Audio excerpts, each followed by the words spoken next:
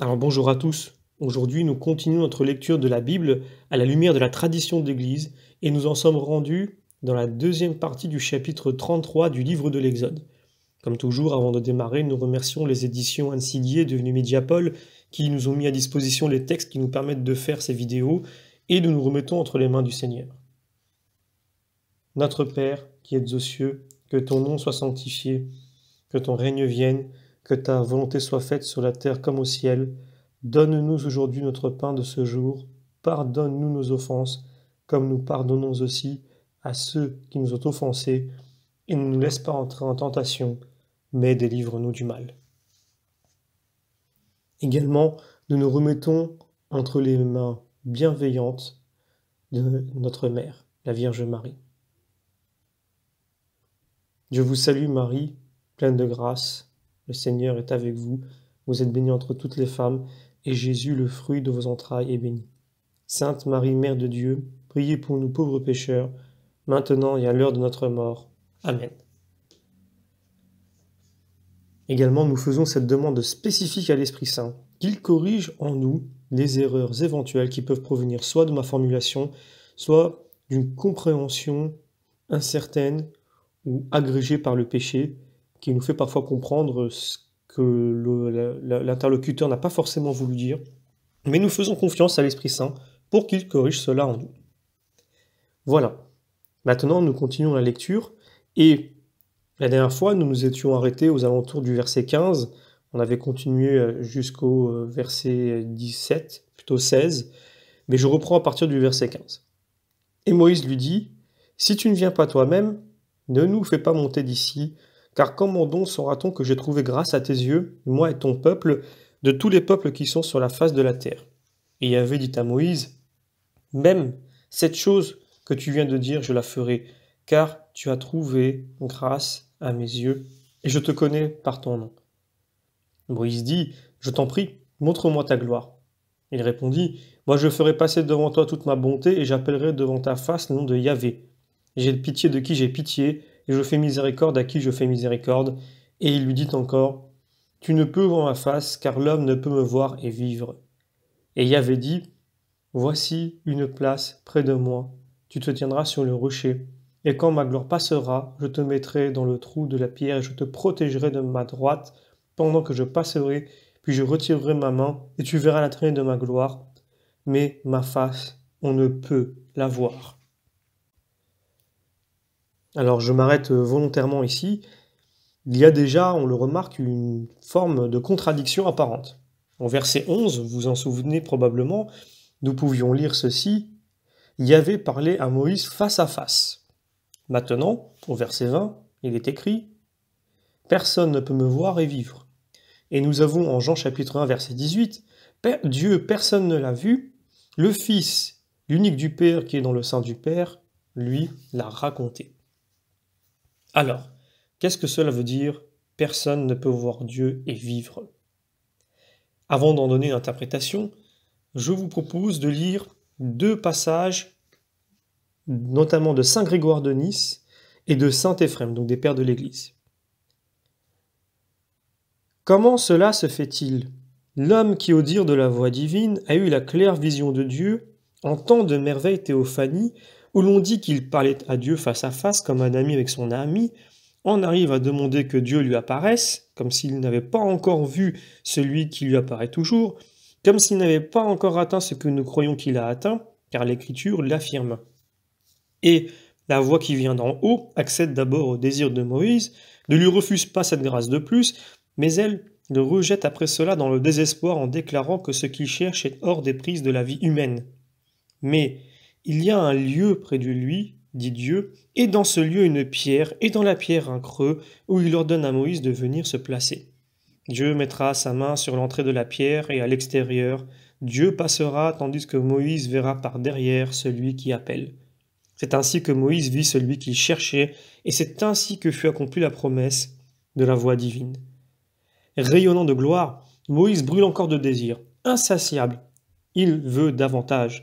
Il a encore soif de celui qu'il n'a pas vu en son essence même. Il a besoin de l'atteindre comme il ne l'a jamais atteint. et il vient supplier Dieu de se montrer à lui, non pas dans la mesure où l'homme est capable de le recevoir, mais tel qu'il est en lui-même. Je crois que dans son âme brûlante grandissait l'amour obsédant de la beauté première, et son espérance l'attirait toujours du beau entrevu à celui qu'il pressentait un degré plus haut. Ce qu'il voyait toujours enflammait en lui le désir de ce qui restait caché. Dans sa quête passionnée, il recevait ces révélations comme une image seulement de ce qu'il cherchait, et d'un désir véhément, il voulait se rassasier de l'archétype même. C'est ce que signifie cette prière audacieuse et instante sur la montagne du désir. Moïse demande à jouir de la souveraine beauté, non plus en miroir ni reflet, mais que je vois ton visage. Et Dieu, par cela même qu'il refuse, donne ce qui est demandé, car en quelques mots, il découvre à la connaissance un abîme. D'une part, la munificence divine accepte d'accomplir le désir. D'autre part, elle ne promet pas que la quête s'arrête ni que l'amour soit rassasié. Et Dieu ne se montre pas à son serviteur d'une vue qui stabilise son désir de le voir, car voir Dieu, c'est ne jamais finir de désirer le voir. Dieu dit « Tu ne pourrais voir mon visage, car l'homme ne peut voir mon visage et vivre. » Ici, le logos n'indique pas que la vue de Dieu cause la mort des hommes qui le voient, comme en effet le visage de la vie pourrait-il jamais être cause de mort pour ceux qui l'approchent. Mais l'élémentaire de cette nature qui donne la vie est de ne pas tomber sous les éléments de connaissance. Donc, si l'homme croit la connaître, il dévie de ce qui est vers ce qui n'est pas, et il n'a pas la vie, puisqu'elle ne tombe pas sous les éléments de connaissance. Ce qui peut se saisir n'est pas du tout la vie, et ce qui n'est pas la vie ne peut être vivifiant, et par conséquent ne peut combler le désir de Moïse. Son désir reste donc insatisfait. Je prends maintenant un commentaire de saint Éphrem. Que dirons-nous de cette parole adressée à Moïse? L'homme ne peut me voir et vivre. La vision de l'être tue ceux qui la regardent, non pas par la colère de cet être, mais par la véhémence de sa splendeur. C'est pourquoi l'être, par grand amour, donna à Moïse de voir sa gloire, mais par le même grand amour l'empêcha de la voir. Dieu, dans son grand amour, voulut que le regard de Moïse se dirigeât vers le rayon béatifique de sa gloire, mais il ne voulut pas que les yeux de Moïse fussent aveuglés par le choc de ces mêmes rayons. C'est ainsi que Moïse vit et ne vit pas. Dans la mesure où il vit, son humilité fut exaltée. Dans la mesure où il ne vit pas, ses yeux infirmes ne furent pas atteints. C'est par un amour analogue que Moïse empêcha son peuple de voir le rayonnement de son visage, enseigné par celui qui avait placé sa main divine comme un écran pour lui cacher la splendeur de sa gloire. Moïse mit un voile pour que son rayonnement ne blessât pas les yeux infirmes des hommes charnels. Alors voilà, comment donc comprendre, même si ce passage est évidemment capable de pouvoir faire dire encore et encore des choses. Nous pouvons rentrer très loin dans le développement, mais très simplement, on comprend encore plus avec saint Éphrem qu'effectivement, Dieu veut se montrer à nous, mais il ne peut pas se montrer à nous. Alors comment concilier ça? On l'a eu avec Jésus-Christ. Dieu le Père, on ne l'a pas vu, mais nous avons vu son image, qui est le Fils, cette image qui a pris chair. Et nous avons vu donc un peu ce rayon qui est venu à nous, mais nous n'avons pas encore vu tout à fait la source. Pourquoi? Parce que cette source-là, pour pouvoir la voir, il faut mourir à soi-même. C'est le sens de ce passage. Qu'est-ce que ça veut dire mourir à soi-même? C'est-à-dire être totalement humble. C'est la kénose. Totalement humble, sans illusion sur soi-même. Finalement, s'oublier soi-même pour n'être orienté, n'être que dans le désir de Dieu et dans le désir d'être comblé par Dieu uniquement. Alors évidemment, j'en rajoute un petit peu, mais c'est pour que vous compreniez bien ce concept-là. Qu'est-ce qui empêche l'homme de mourir à soi-même? Qu'est-ce qui est finalement le contraire que de mourir à soi-même? C'est justement tout ce qui fait que l'homme se sent utile dans le sens où il se sent supérieur, dans le sens où il se sent presque l'égal de Dieu, voire le supérieur de Dieu. C'est donc l'orgueil, la vanité, le fait d'être orienté vers soi-même plutôt que d'être orienté vers les autres. C'est tout simplement l'accomplissement du péché en nous et le fait de laisser ce péché s'accomplir et même presque de le désirer parce que c'est ce que nous voulons. Je dis c'est ce que nous voulons et non pas forcément ce que nous désirons. Car notre désir, et on l'a bien compris ici, c'est Dieu. Et c'est très important, parce que finalement, même le pécheur désire Dieu. Mais le pécheur qui désire Dieu ne le désire pas de la même façon que, je dirais, le pénitent ou l'humble le désire. Le désir du pénitent, du croyant, de la personne humble qui met son sort entre les mains de Dieu, c'est de voir Dieu pour en être comblé. Tandis que le pécheur, lorsqu'il désire finalement voir Dieu, c'est plus selon ses codes à lui, à savoir, je mérite de voir Dieu, c'est un dû, et ce Dieu-là, finalement, il me doit quelque chose. Et ce quelque chose, c'est ce que moi je veux. C'est-à-dire que, on le voit bien, nous, en tant que croyants chrétiens, bien que nous soyons imparfaits, et que nous soyons pécheurs, nous en sommes conscients, et nous savons que Dieu est amour. Nous savons que Dieu s'abaisse. Nous savons que Dieu est humilité au travers du Christ. Mais c'est ce que nous recherchons, c'est ce que nous aimons, c'est ce que nous désirons. Tandis que les méchants, pour parler de façon très grossière, les pécheurs, mais les pécheurs qui s'obstinent dans le péché et qui souhaitent le mal, ces personnes-là aussi veulent voir Dieu, mais elles veulent un Dieu à leur image.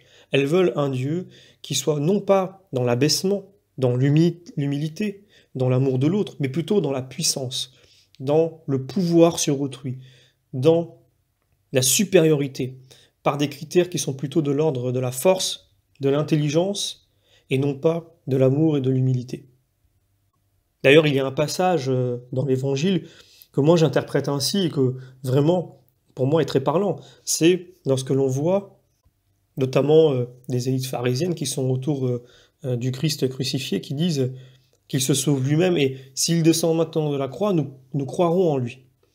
Bien, en premier abord, quand on lit ça, on se dit, mais il a fait tellement de miracles, il a ressuscité Lazare et vous n'avez pas cru en lui.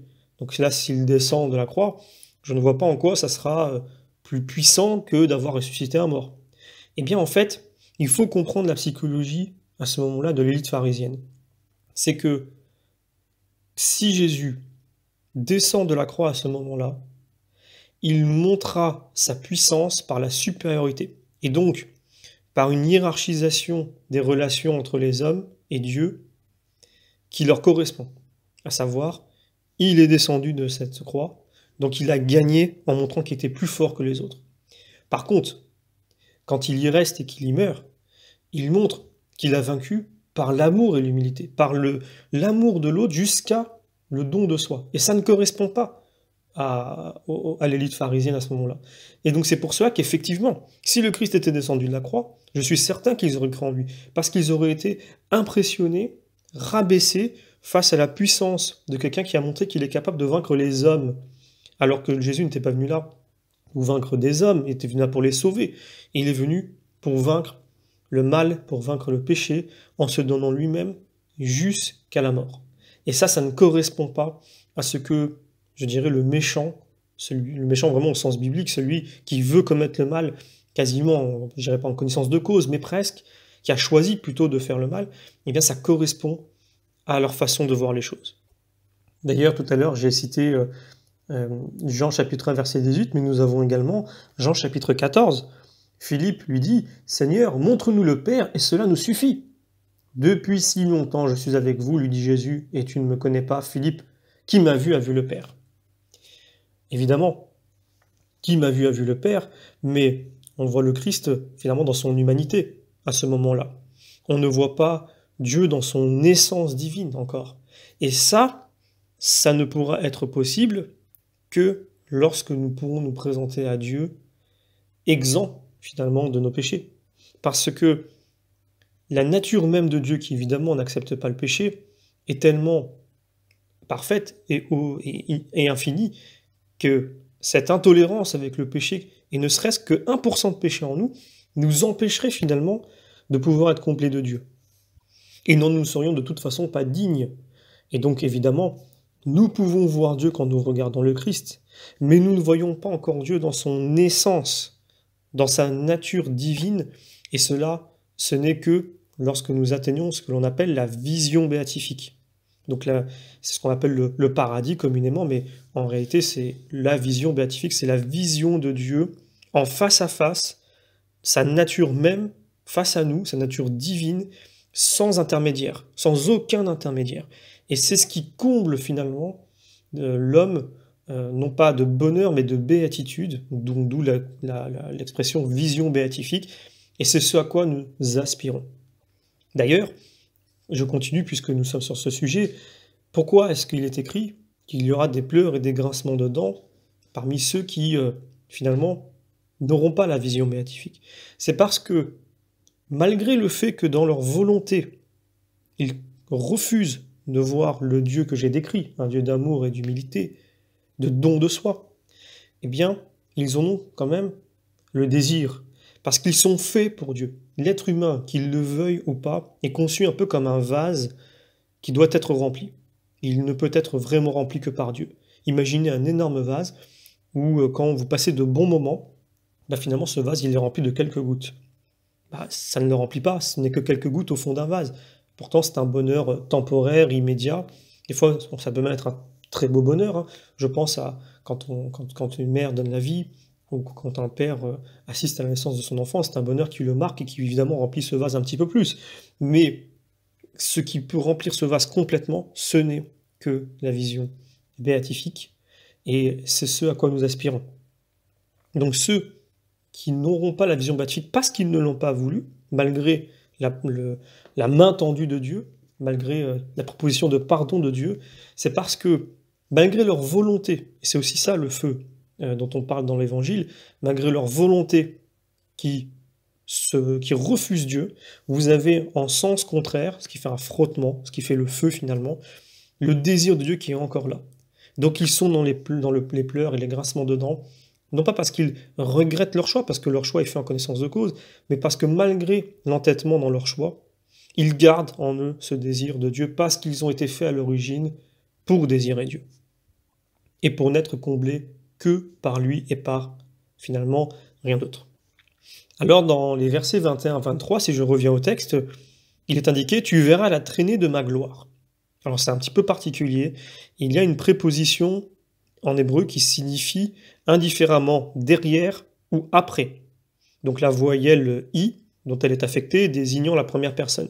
Donc, derrière moi ou après moi. Et donc par suite, cette vision mystérieuse peut s'interpréter de la façon suivante. Si c'est par derrière, à sa suite, ainsi nous avons le commentaire de Saint Grégoire de Nice, Dieu qui passe, cela signifie que Dieu se fait le guide de qui vient à sa suite, car autrement il n'est pas possible aux voyageurs ignorant la route de franchir l'étape en sûreté. Il faut qu'ils suivent immédiatement celui qui mène. Moïse, pressé de voir Dieu, apprend donc comment il est possible de voir Dieu, suivre Dieu partout où il nous mène, c'est cela, voir Dieu. Deuxièmement, nous avons après. Donc ça peut vouloir dire, ça peut signifier après. Plus tard, lorsque le Dieu invisible se sera rendu visible en Jésus-Christ. Et là, on peut prendre un commentaire de saint Irénée. Tu verras ce qui vient après. Ma face, tu ne la verras pas. Cela signifie deux choses. Il est impossible à l'homme de voir Dieu et qu'il le verra dans les derniers temps à travers la sagesse de Dieu sur le sommet du rocher, c'est-à-dire dans sa venue comme homme. Et c'est pourquoi il, Moïse, a parlé avec lui, le Verbe, face à face sur le sommet de la montagne, ce jour où Élie était également présent, comme le rapporte l'Évangile. Donc le Verbe réalisait ainsi, à la fin des temps, la promesse antique. Je prends un petit passage de saint Augustin. « Je te couvrirai de ma main pendant que je passe, et alors tu verras ce qui vient après moi. » La personne de Moïse signifiait alors ce qui arriva au plus tard aux Israélites. Comme nous le savons par les actes, ils crurent en le Seigneur Jésus après. On peut également développer ce passage « Tu me verras de dos ». Alors, c'est-à-dire dans la traînée, c'est précisé dans le texte, les traces qui laissent finalement, que laisse la gloire de Dieu jusque dans sa création.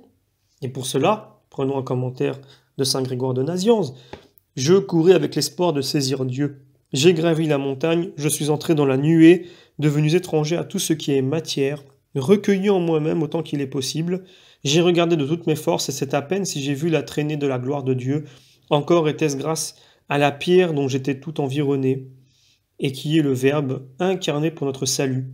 Ce que j'ai vu, ce n'est pas cette nature première et très pure, connue d'elle seule, la Trinité. Elle demeure en elle-même couverte d'un premier voile, et les kéroubim forment devant elle un second voile. Ce que j'ai vu, c'est la traînée de sa gloire qui vient jusqu'à nous, cette majesté que David appelle magnificence, et qui étincelle dans les choses créées et gouvernées par Dieu. La traînée de sa gloire, ce sont les traces qu'il laisse derrière lui et qui nous clament sa divinité.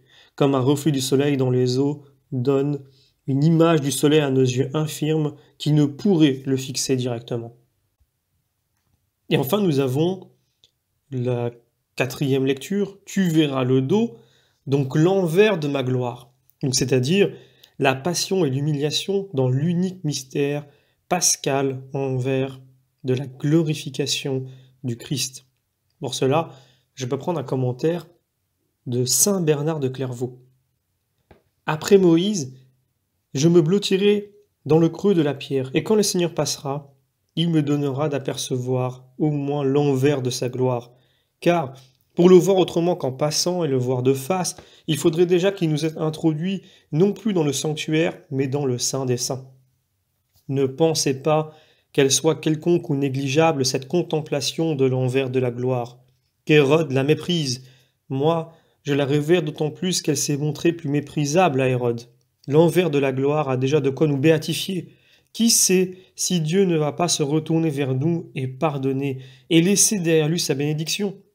Parfois, il montrera sa face et nous serons sauvés. Mais en attendant, il suffit qu'il nous prévienne des bénédictions de sa douceur, celles qu'il a coutume de laisser derrière lui, qu'il nous montre pour le moment la trace de ses pas, et une autre fois, il se montrera de face en pleine gloire. Dans son royaume, il est sublime, sur la croix, il est doux et humble.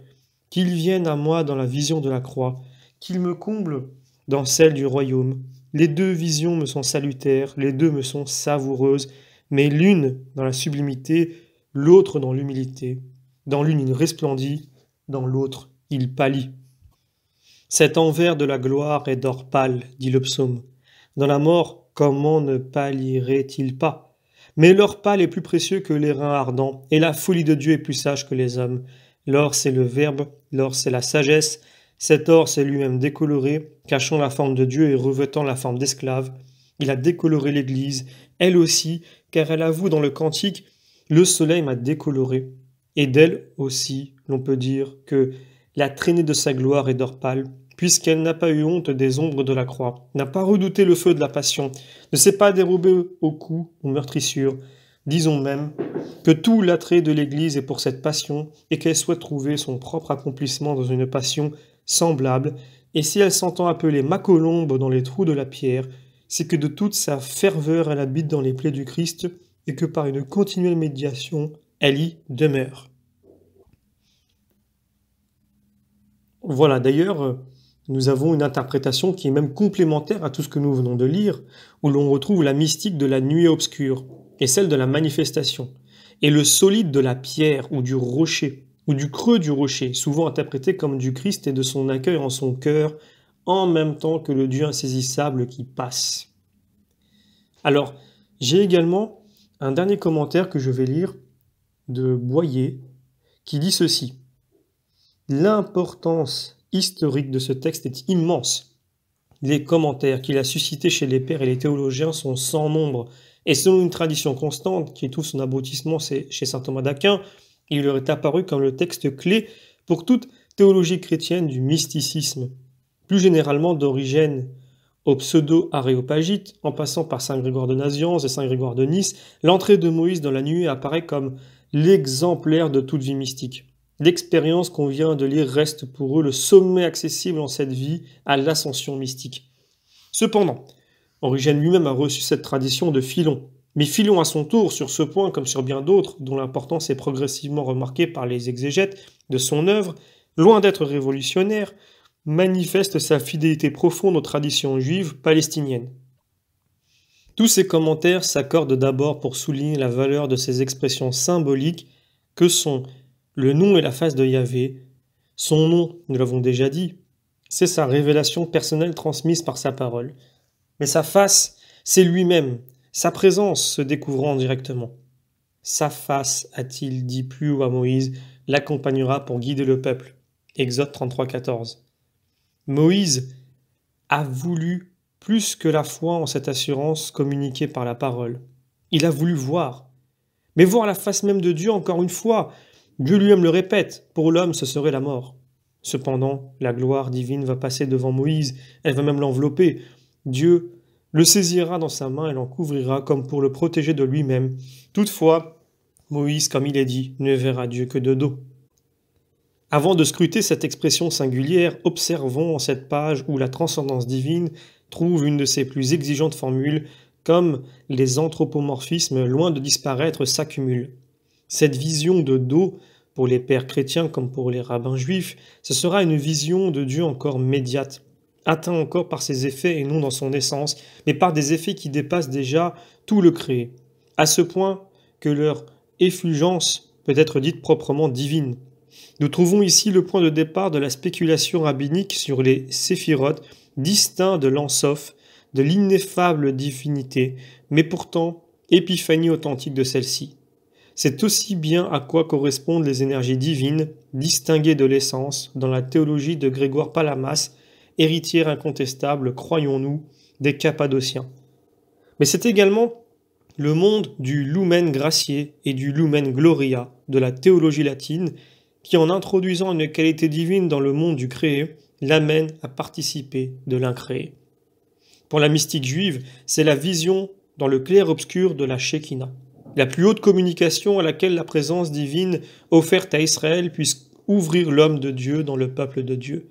Cette vision dans la ténèbre a si bien uni déjà Moïse à Yahvé qu'il en sortira resplendissant lui-même de la lumière incréée. Autre sauveur dans les évangiles, le fera paraître aux yeux des disciples éblouissants dans cette splendeur dont un reflet avait touché le prophète. Marc chapitre 9. Moïse d'ailleurs reparaîtra alors auprès de lui. Dans la suite, la contemplation de la lumière du Tabor, contemplation transformante qui imprime quelque chose de l'éclat divin, dès cette vie sur le contemplatif, deviendra le but de la mystique orientale. Voilà, donc nous terminons ici la lecture du jour. Je vous remercie pour votre fidélité et je vous donne d'ores et déjà rendez-vous pour le chapitre 34 qui mentionnera le rétablissement de l'alliance.